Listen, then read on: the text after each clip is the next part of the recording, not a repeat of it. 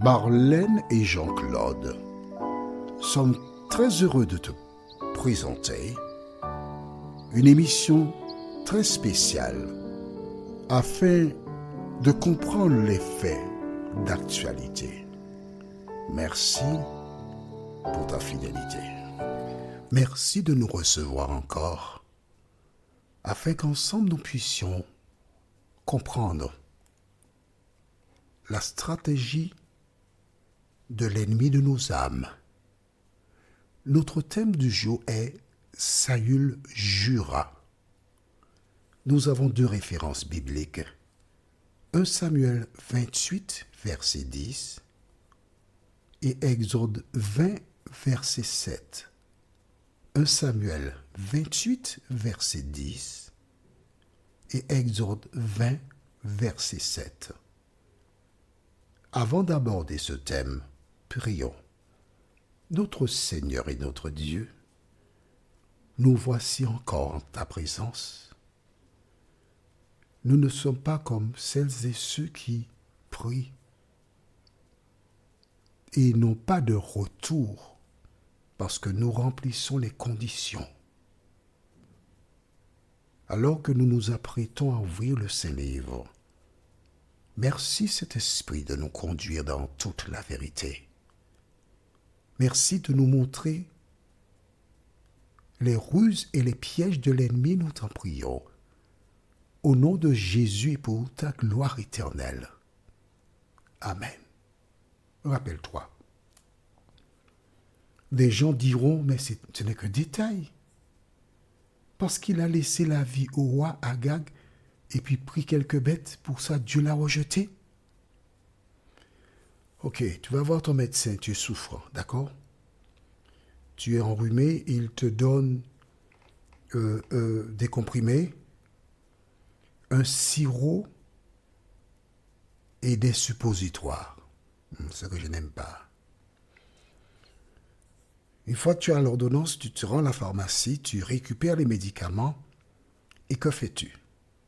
Tu es censé prendre les médicaments.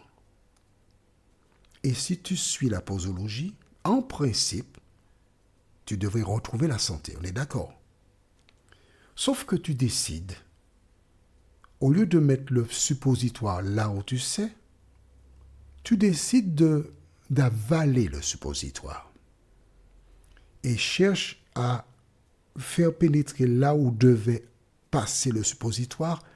Tu prends l'entonnoir pour faire glisser le sirop. Alors, on va être sérieux. Tu penses que tu vas guérir comme ça? C'est en sérieux. Tu vas suivre à la lettre l'ordonnance médicale.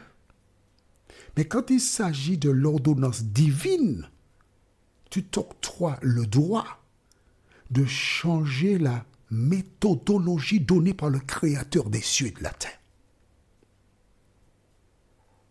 Tu ne discutes pas la décision du praticien qui peut peut-être se tromper, hein? Mais celui qui ne se trompe pas, qui te connaît, il te donne une posologie, tu fais comme bon te semble. Et c'est ce que fit Saül. Aujourd'hui, un certain nombre de personnes font exactement comme Saül. Et si c'est ton cas, c'est l'occasion pour toi de te remettre en question et de bien intégrer que lorsque Dieu donne quelque chose, j'ai le devoir de respecter à la lettre l'ordre donné par l'Éternel. C'est ça ou c'est pas ça? Mais c'est ça.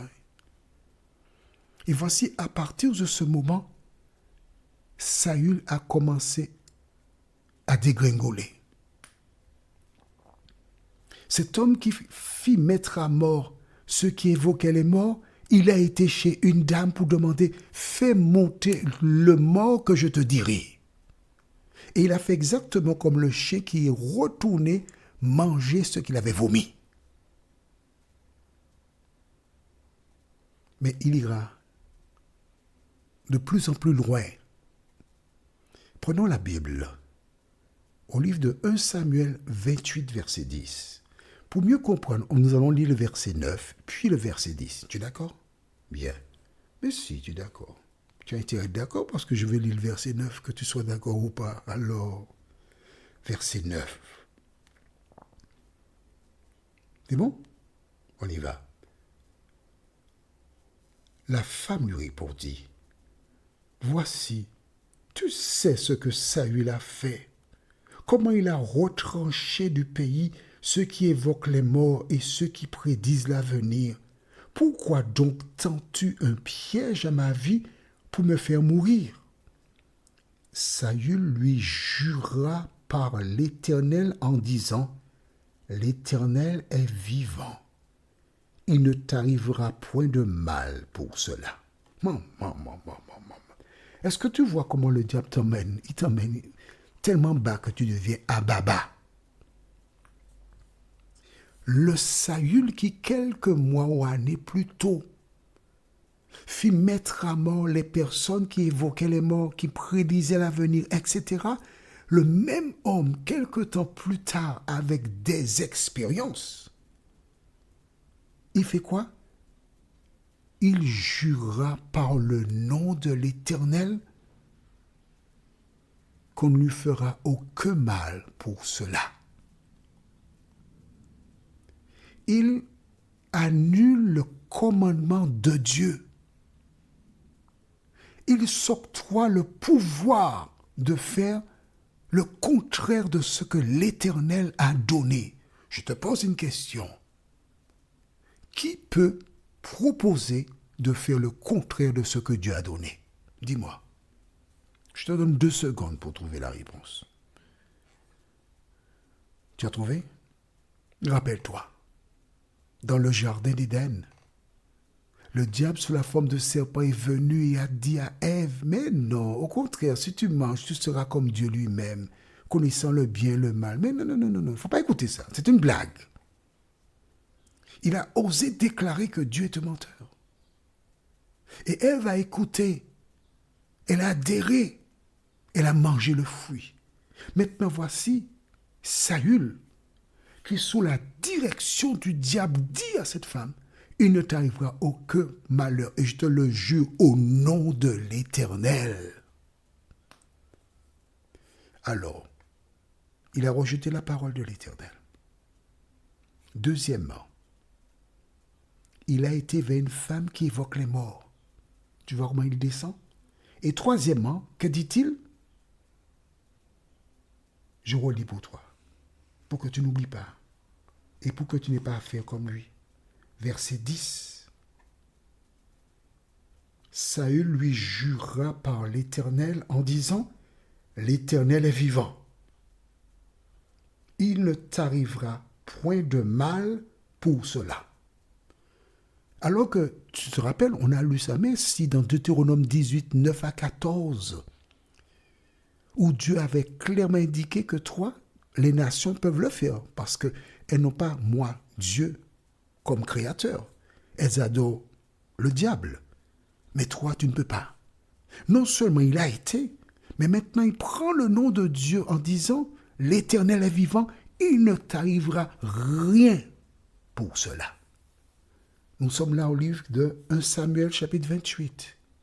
Allons au livre de Exode 20, verset 7.